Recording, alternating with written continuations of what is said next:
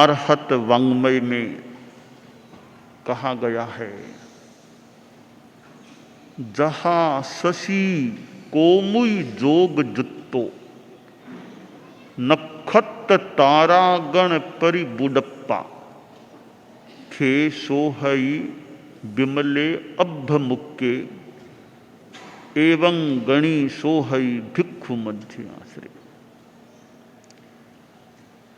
गणी आचार्य शोभित होते हैं, साधुओं के बीच विराजमान गणी आचार्य शोभायमान होते हैं। किस प्रकार? जैसे आकाश में और निर्मल आकाश में, बादल रहित आकाश में नक्षत्रों तारों से परिवृत चंद्रमा शोभायमान होता है, चांदनी युक्त चंद्रमा, उसी प्रकार आचार्य भिक्षुओं के बीच शोभायमान होते हैं। आज कार्तिक शुक्ला एकम दूज का संयोग है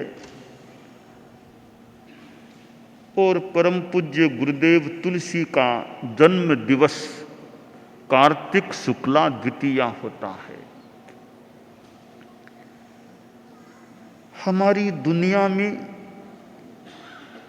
सृष्टि की अपनी व्यवस्थाएं चल रही हैं और उन व्यवस्थाओं के अंतर्गत एक व्यवस्था यह है कि प्राणी जन्म लेता है, आदमी भी जन्म लेता है। जन्म की प्रक्रिया कुछ अलग अलग हो सकती है।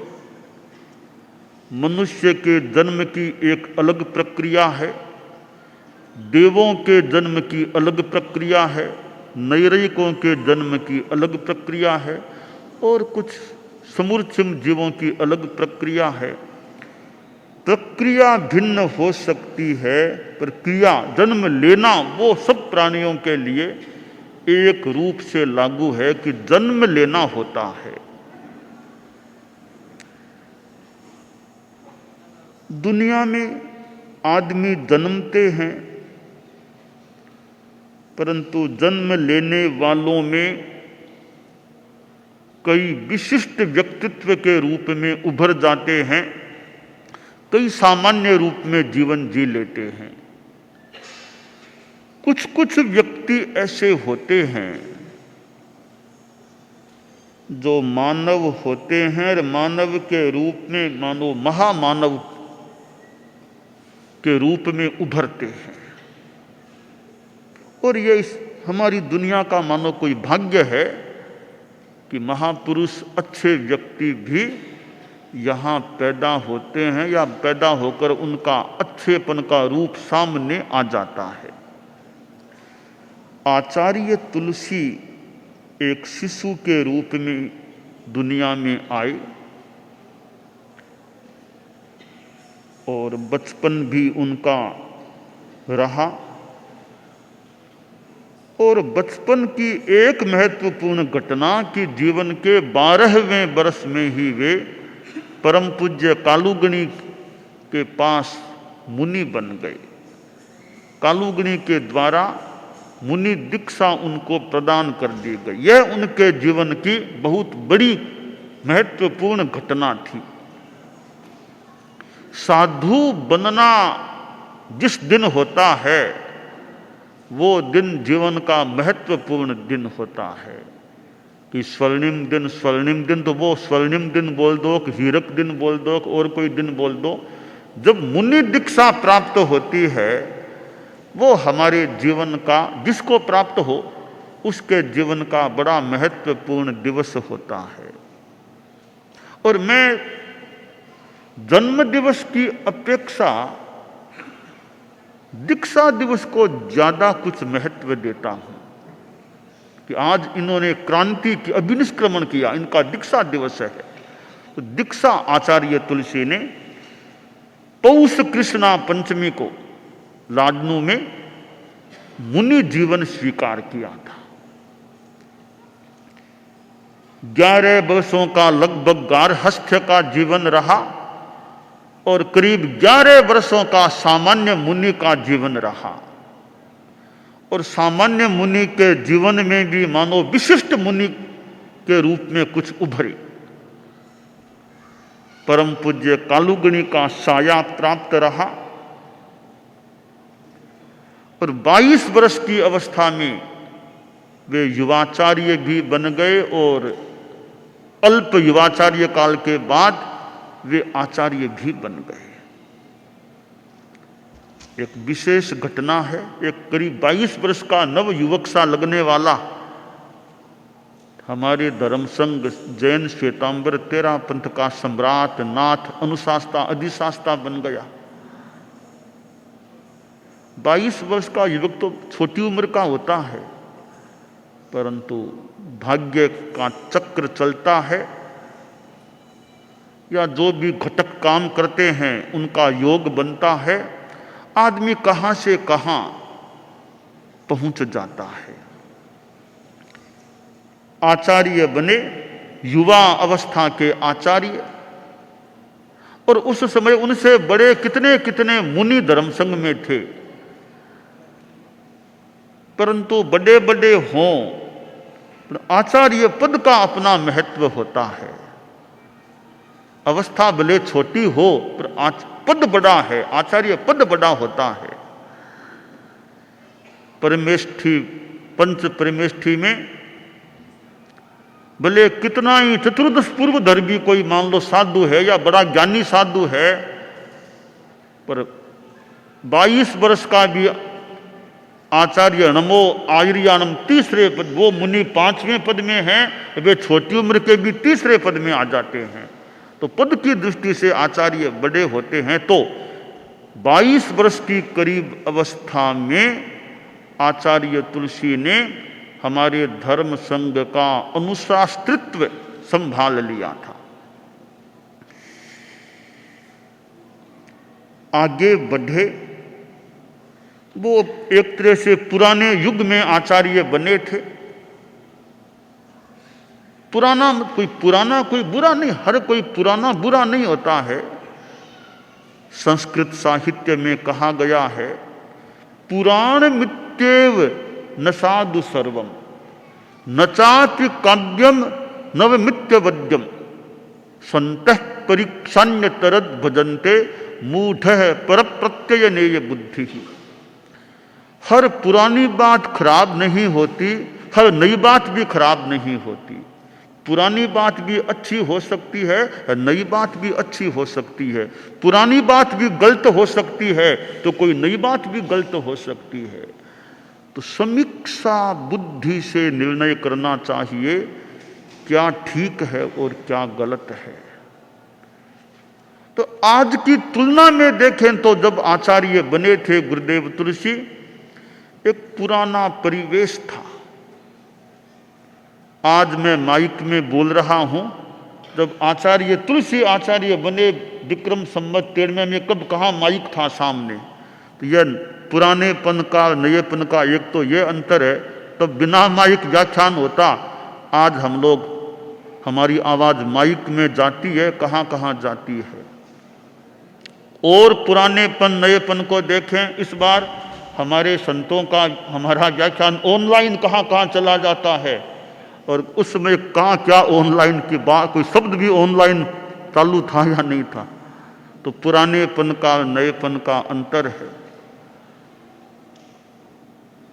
आज हमारे संतों के कपड़े धोए जाते हैं, उस टाइम इस रूप में धोने की विधा नहीं थी। अनेक बातों में पुरानेपन नएपन को देखा जा सकता है। उन्होंने अपने जीवन काल में साधु संस्था में भी और समाज में भी, उनके कार्यकाल में, शासन काल में, आचार्य काल में परिवर्तन हुए। और अनुव्रत जैसा एक कार्यक्रम उनके आचार्य काल में प्रारंभ हुआ। वे प्रथम अनुव्रत अनुशास्ता अनुव्रत प्रवर्तक के रूप में ख्यात हुए। और अनुव्रत एक ऐसा कार्यक्रम है जो मानव जाति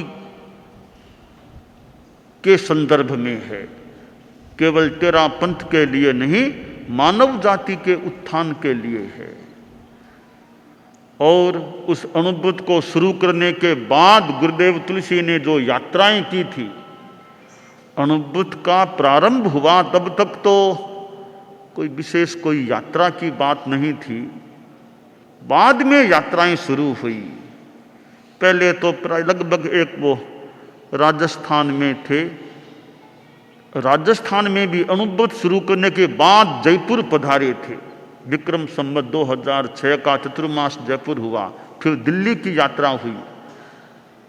और दिल्ली आचार्यों का चतुर्मास होना कोई स्वप्न में भी किसी ने पहले कभी सोचा कि नहीं सोचा। दिल्ली चतुर्मास हुए, दिल्ली पधारे और फिर तो कोलकाता पधार गए और दक्षिण भारत पधारे और यहाँ हैदराबाद में भी पधार गए थे। आज से करीब 50-50 वर्ष पहले लगभग आचार्य तुलसी इसी हैदराबाद में विराजमान थे। तो कितनी यात्राएं की उन्होंने, जो दूर की यात्राएं की। तेरा पंथ के आचार्यों के इतिहास में प्रथम अवसर था इतनी सुदूर प्रदेशों की यात्रा करना। केवल चलना ही नहीं, साथ में काम करना, प्रवचन करना, जनता को कुछ देना करना, वो साथ में बड़ी बात। चलना ठीक, वो भी अच्छी बात है, बड़ी बात है। साथ में काम करना वो और खास बात हो जा। तो अनुव्रत एक उनके साथ एक बड़ा अच्छा काम कार्य था कि जनता को अनुव्रत से प्रभावित करना, अनुव्रती बनाना। तो अनुव्रत का कितना प्रसार हुआ था।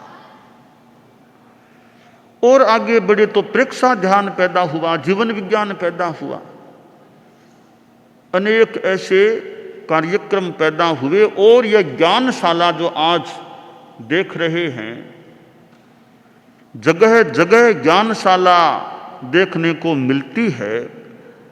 एक सुंदर बगिया है यह ज्ञानशाला, सुंदर बगिया। इस बगिया का इस रूप में यह प्रारंभ, यानी ज्ञानशाला का उपक्रम का एक प्रारंभ मानो, यह गुरुदेव तुलसी की आचार्य काल की एक उपलब्धि है। और आज ज्ञानशाला कितनी अच्छी लग रही है, एक फुलवाड़ी सी लगती है मानो। उन्हें हैदराबाद में भी छोटे छोटे बच्चों ने वो प्रोग्राम भी किया था, श्रावक प्रतिक्रमण के पाठ बोल रहे थे। तो ज्ञानशाला के माध्यम से कितना बढ़िया काम बाल पीढ़ी के निर्माण का, संस्कार निर्माण का हो सकता है। तात्विक ज्ञान उनमें दिया जा सकता है। अच्छे संस्कारों का एक बीज वपन या निर्माण बच्चों में ज्ञानशाला के माध्यम से हो सकता है। तो गुरुदेव तुलसी के समय में जो ये कार्य प्रारंभ हुआ, तो मानो अच्छे रूप में आज लग रहा है। उपासक श्रेणी को देखिए, आज कितने कितने उपासक श्रेणी के सदस्य हैं। उपासिकाएं, उपासक भी, ये गुरुदेव तुलसी के समय कार्य शुरू हुआ था, आज ये आगे बढ़ गया है। और कितने कितने व्यक्ति उपासक श्रेणी के सदस्यों के रूप में सेवा देते हैं। बहुत सुंदर एक उपक्रम शुरू हुआ, बड़ा महत्वपूर्ण कार्य। हमारे अनेक उपासक उपासिकाएं भी होंगी, इस परिषद में भी उपस्थित होंगे। तो ये गुरुदेव तुलसी के एक समय का एक प्रादुर्भूत हुआ तत्व है, जो लगता है आगे बढ़ा है, विकास किया है। यानी कितने कार्यक्रम शुरू हुए। हम समन श्रेणी को देखें, जिसका आज कार्तिक शुक्ला द्वितीया जन्म दिवस है। जैन विश्व भारती लाडनू में इसका जन्म हुआ, प्रारंभ हुआ था। और समन श्रेणी भी कहाँ विदेशों में पहुंची है, उसके सदस्य कितना काम किया है। भले शिक्षा के क्षेत्र का काम हो, सेवा के क्षेत्र का काम हो, प्रचार प्रसार के क्षेत्र का काम, देश विदेश में अनेक रूपों में समन श्रेणी ने अपनी सेवाएं दी हैं, दे रही हैं। और यह समण श्रेणी, इसके जो सदस्य हैं उनमें आध्यात्मिक चेतना का विकास होता रहे, उनकी निष्ठा अध्यात्म के प्रति पुष्ट से पुष्टतर पुष्टतम बने। तो यह उपक्रम भी गुरुदेव तुलसी के समय में शुरू हुआ था। और गुरुदेव तुलसी ने कितने व्यक्तियों को तैयार किया। आचार्य महाप्रज्ञ जी जो उनके उत्तराधिकारी थे, अब गुरुदेव तुलसी के पास कालुगणी के समय में भी मुनि तुलसी का उनको नैकट्य मिला, फिर तो कितना लंबे काल तक आचार्य तुलसी के रूप में नैकट्य मिला और कितने आगे बढ़े। खैर वो एक व्यक्तित्व की बात नहीं, वो तो खैर हमारे धर्म संघ के फिर आचार्य बन गए।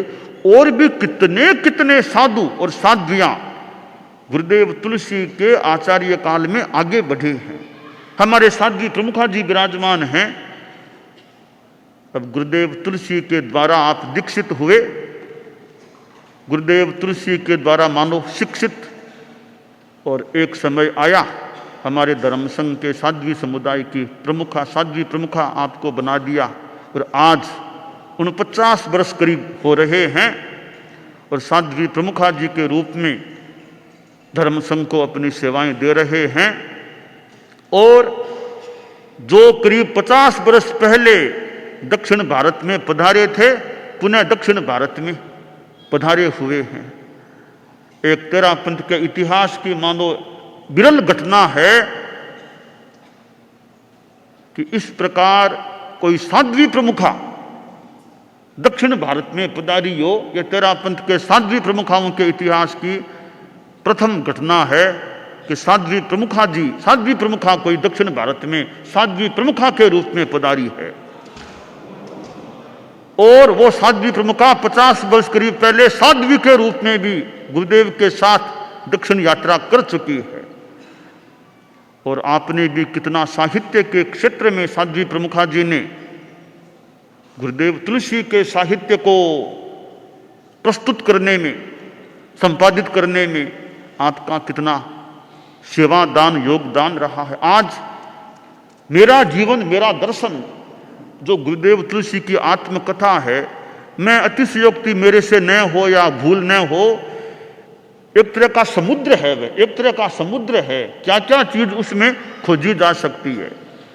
एक सागर है, कोई मंथन करे गुरुदेव तुलसी के जीवन के बारे में जानना है, अमुक विषय में गुरुदेव का क्या कदम रहा, क्या चिंतन रहा, क्या स्थिति बनी। इतनी विराट व आत्मकथा गुरुदेव तुलसी की है। उस आत्मकथा को मैं तो एक प्रकार का समुद्र मानता हूं। समुद्र में मोती खोज लो, जिस विषय की बात चाहिए कि अमुक समय गुरुदेव कहाँ पधारे, वहां क्या बात हुई, कौन लोग आए थे, क्या निर्णय हुआ, क्या मीटिंग हुई, तो उसमें अनेक रत्न या मोती कह दे, जो भी कह दे, उस समुद्र में से निकाले जा सकते हैं। तो गुरुदेव तुलसी के जीवन को जानने के लिए एक सक्षम आधार आज हमारे सामने मेरा जीवन मेरा दर्शन पुस्तक है। बहुत बड़ी एक अच्छा ग्रंथ सामने आ गया है। बहुत प्रामाणिक बातें, मुझे आशा है बहुत प्रामाणिक बातें गुरुदेव तुलसी के जीवन की उस आत्मकथा से प्राप्त की जा सकती हैं। क्योंकि यह बात आत्मकथा में आई है तो इसको महत्व दिया जा सकता है। कोई कह दे कि गुरुदेव तुलसी ने मुझे यह कहा था, यह सम्मान दिया, तो भी दिया ही होगा, पर आत्मकथा में यह बात है तो तुम्हारी बात बहुत एकदम प्रामाणिक मानी जा सकती। वैसे तो क्या पता वो बात के लवण मिर्च लगा करके तुम कहते हो, क्या पता कोई आदमी बात को वो लगा दे, नमक मिर्च का ऐसा किया, पर आत्मकथा में कुछ है ही नहीं, तो ठीक हुआ होगा, हम दाढ़ा में तो कैसे दें। तो आत्मकथा में वो बात आई हुई है तो भी ठीक, या गुरुदेव की आत्मकथा में है, इस बात को मान्य किया जा सकता है। तो यह मेरा जीवन मेरा दर्शन जैसी किताब गुरुदेव तुलसी के जीवन को जानने के लिए, उनके दर्शन को, विचार को जानने के लिए एक बड़ी महत्वपूर्ण वो दस्तावेज किताब ग्रंथ हो गई है। तो गुरुदेव तुलसी ने आखिर एक काम किया, पद का विसर्जन, पद का परित्याग। उनके जीवन की एक बहुत बड़ी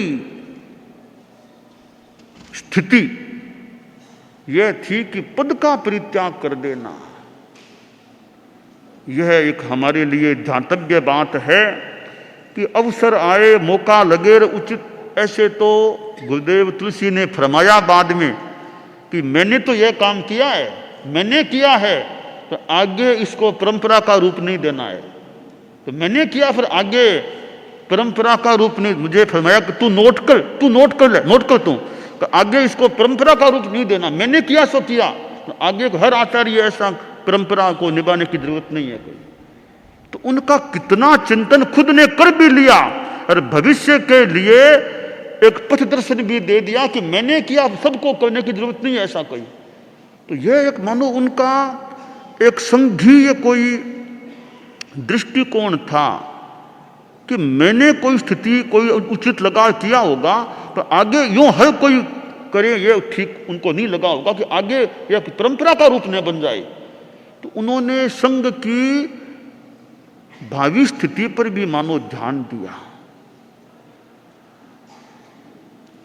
व्यक्तिगत मेरे पर तो मैं व्यवहार की भूमिका पर देखूं तो कितना मैं तो ऋणी, कितना उनका उपकार मेरे पर। एक बच्चे को कैसे उन्होंने, मैं तो 12 वर्ष का करीब दीक्षित हुआ था, कैसे एक बाल मुनि को उन्होंने वात्सल्य दिया, अनुशिष्टि भी दी, प्रोत्साहन भी दिया, समय भी लगाया, श्रम किया। मैं याद करता हूँ, अरे मेरा गुरुदेव कितना सुनते थे, मेरे कंठस्थ ग्रंथ कितने गुरुदेव ने कितनी बार मेरे सुने। प्रशांत जी को भी कुछ याद होगा, ये बच्चे थे हम लोग, तो गुरुदेव कैसे हमारे लोग सुनते थे। तो ऐसे किस प्रकार गुरुदेव ने, मैंने तो मेरा नाम लिया, खैर मेरा कुछ विशेष कृपा मान लो, विशेष और भी कितने संतों को गुरुदेव ने कैसे उनको तैयार किया, आगे बढ़ाया।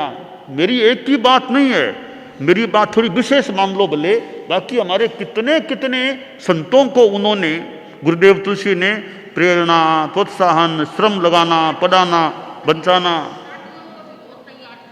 साधियों को तो कालूगणी के समय में मैंने जहां तक सुना कि गुरुदेव मुनि तुलसी ने निवेदन किया कालूगणी से कि गुरुदेव दीक्षाएं इतनी हो रही है, साधियों का विकास, शिक्षा का, तो मैं भूल न करूं। कालूगणी ने फरमाया इस पर तुम ध्यान देना, इस पर तुम ध्यान दो, का साधियों का विकास।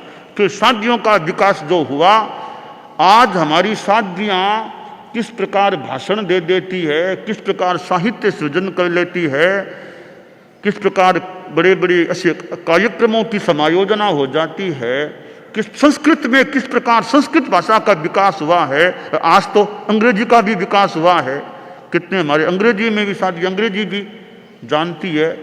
तो साधियों का क्या, समणियों का क्या, समणों का क्या, श्रावक श्राविकाओं का क्या। उन्होंने कितने श्रावक गृहस्थों में कितने कार्यकर्ताओं को तैयार किया, और महिला समाज को जो आगे आने का मौका मिला। हमारे समाज में, उस ओसवाल समाज में, हमारी इस पुरानी प्रथा के समाज में महिलाओं का इस प्रकार आगे आना बहुत बड़ी बात मानी।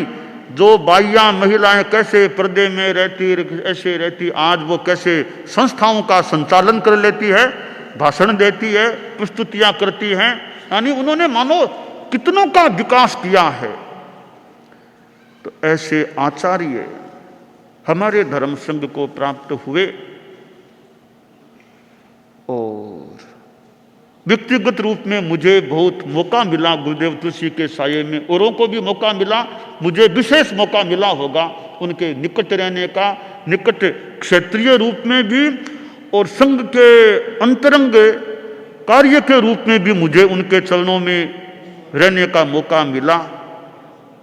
और जैसा कल मुनि दिनेश जी ने कहा था कि गुरुदेव तुलसी ने अपनी विद्यमान, उनकी विद्यमानता में भी, कि मुदित कुमार को, मुझे तो पता बाद में पड़ा कि उस ये दिवाली का दिन या अमावस्या जो भी दिन था, गुरुदेव तुलसी विराजमान थे कि भी महापृज्ञ जी के बाद का निर्णय मुदित कुमार के लिए, तो उन्होंने तीसरी पीढ़ी का निर्णय विद्यमानता में बात ही नहीं की, मुंह से बात नहीं, लिखित रूप में व्यवस्था हो गई। मुझे तो पता ही नहीं था पहले तो कि यह कोई हुआ है, ऐसा लिखित हुआ है। थोड़ा बाद में कुछ जानकारी सामने आई थी, थोड़ी थोड़ी, फिर पता चला।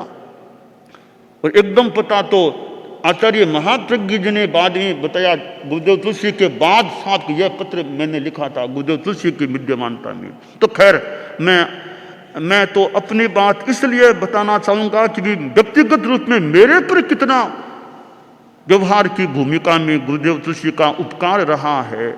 तो ऐसे गुरुदेव चित्त में बसिया रे श्री तुलसी गुरुराज, हृदय में रमिया रे तेरा पथ बाहा थांग पड़िया पुशारे, बाहा था पड़िया पुशारे, माने मां पर नाज चित्त में बसिया रे श्री तुलसी गुरुराज। तो मैं आज कार्तिक शुक्ला द्वितीया के इस जन्म दिवस के अवसर पर परम पूज्य गुरुदेव तुलसी के प्रति अपनी श्रद्धा का अर्पण करता हूँ। दानान शिठम अभयपयाणम सच्चे सुया अणवज्जं वयंती तवे सुया उत्तम बंभचेरम लोगुत्तमे समणेनाय पुत्ते।